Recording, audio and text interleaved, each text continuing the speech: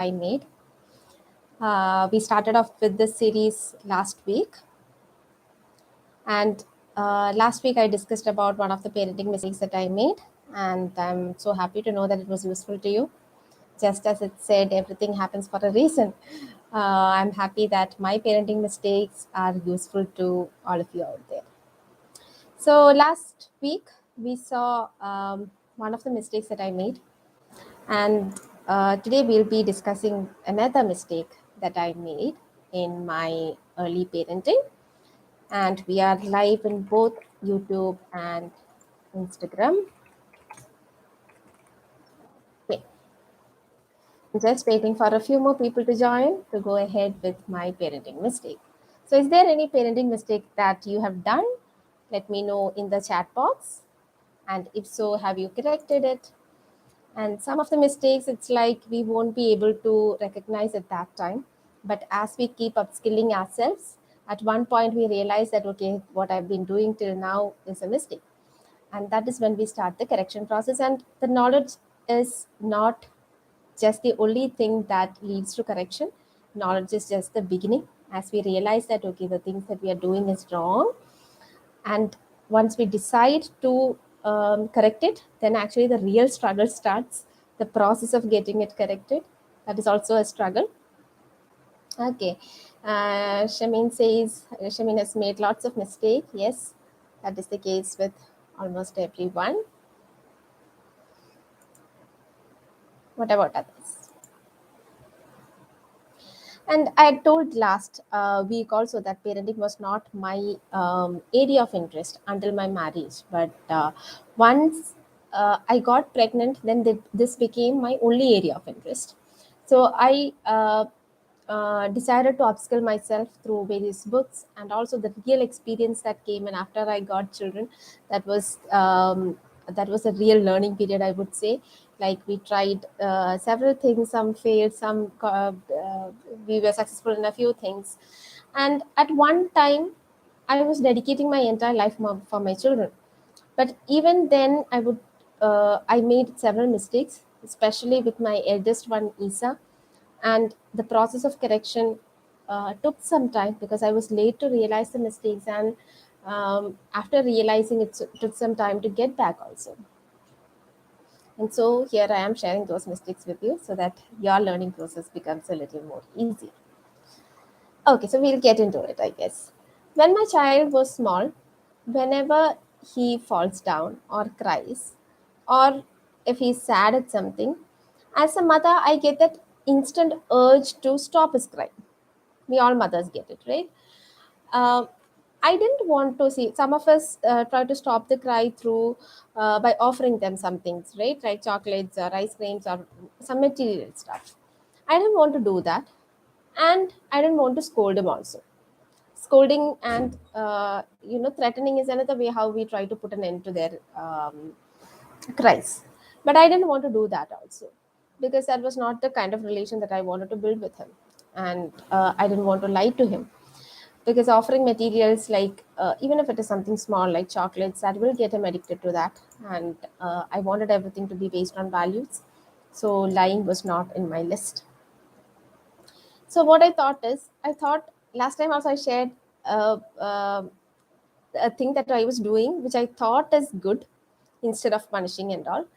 But that was a mistake, right? This is also something quite similar. So I was thinking, like, I don't want to shout at him or be harsh on him. So what I thought is, if I can make his pain negligible, like if I can make him feel that what he's worrying about is nothing, if I can make him feel that, okay, he's worrying on something that he shouldn't be worrying on, then he won't cry. So what I did is, when he gets hurt and cries and comes to me, I tell him, there is nothing. Why are you crying for? There is nothing in your hand. And if there is a wound, I used to say, oh, this is such a small wound, that won't pain much. How can you cry for such a small thing? And he used to stop his cry a majority of the time. When he's sad because of something, maybe say he lost his ball. I know he looked sad, There, instead of being with him in his feelings or in his emotions, I used to reject that. Like, these are just small, small stuff that you shouldn't be worrying about. Why should you worry for this? Do you think that this is a nice way to go ahead?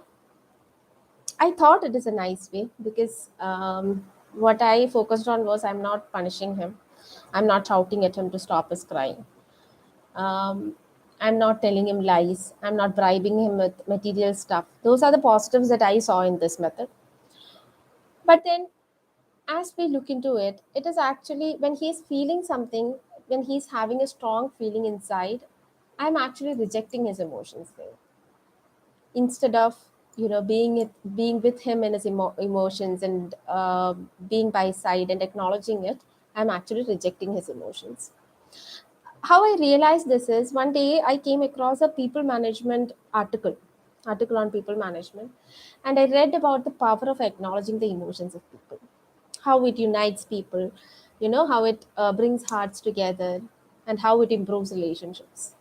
So when I read about that, that was completely from a organizational perspective and from a friend's perspective, like building relationships and all. But when I read it, I could quickly connect to, or yeah, I could connect to my Isa there, because I recollected that in my childhood my mother always used to acknowledge me throughout my childhood. I can think of several situations. Okay, I'm so sorry, a call came. Yeah, I could think of several situations where she acknowledged my feelings and emotions. So there was a feeling inside me that she can understand me when I'm crying or when I'm feeling bad. She'll understand me because whenever I'm going through, she made sure that I'm heard. She has never felt me bad for feeling something. So words like that is a tough decision to make, instead of why are you so confused? Just do this even though you just lost 2 marks. It is hard to accept at times. So instead of saying that why are you fussing around for that just 2 marks, if we can just be with them if they are sad, if we can be with them and acknowledge that, that relation will be built. So when I read of acknowledging the feelings, I could connect immediately to my mother's attitude, and I knew I'm making a mistake there with my child. But it was not something that I could correct immediately because it had become my language. We mothers, especially with the eldest one, we tend to keep repeating the things that we used right from the beginning. So, whenever he's in a bad mood, I made sure that he realizes that that is something valid that he's going through. That was where I wanted to get to. And also, when he got his younger sister, got his younger brother at when he was 1.5 years old. So they are all nearby. My 4 children are nearby, and though the last one is 7 years now. Okay, and when he got a sibling, I could reflect that. As I said in the earlier mistake, also that is one of the times when I, realized that no, this is not something that we want to pass on to our child. So that was the point.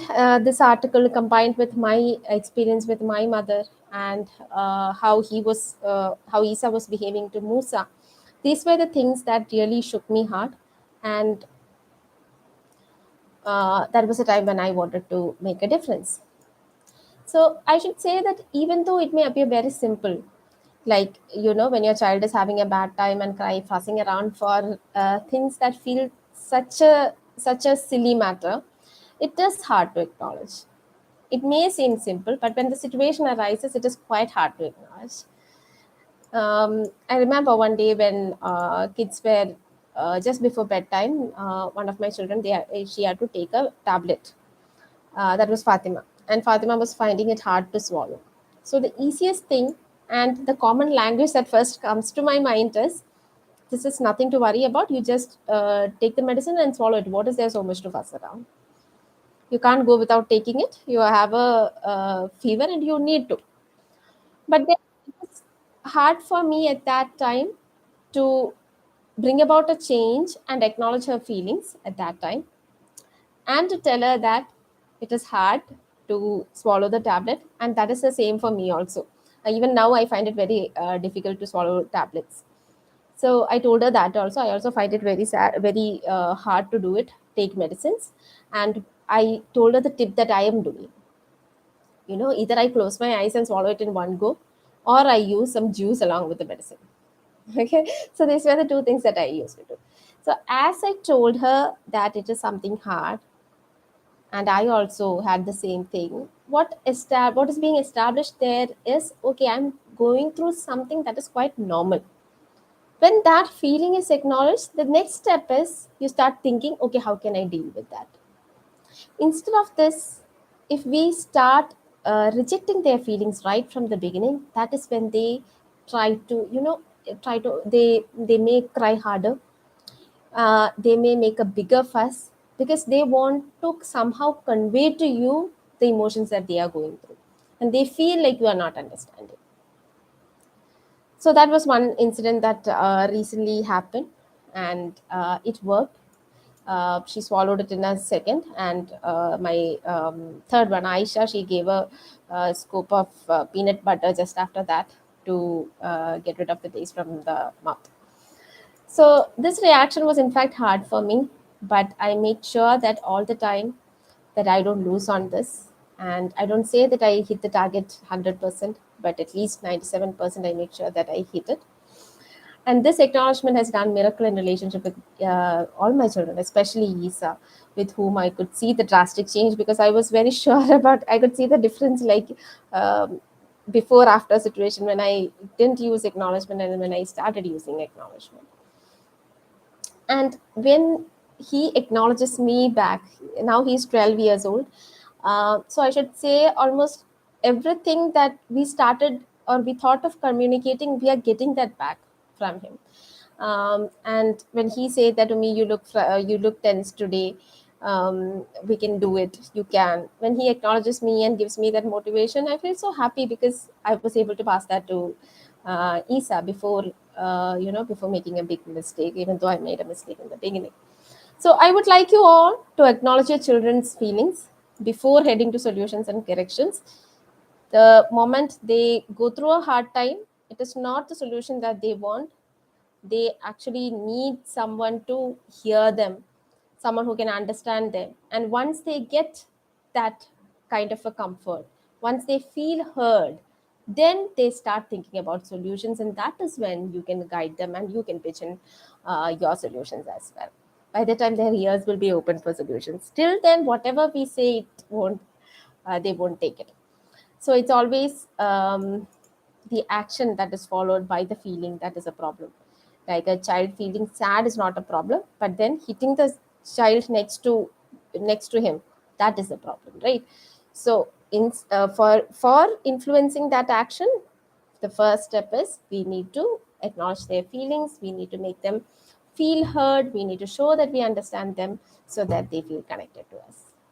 And I have a few more mistakes to share that, as we said last week, I'll be sharing it one in 1 week. So see you all next week with another parenting mistake that I made. And I want you all to register for the Parenting with Patience session that is upcoming tomorrow.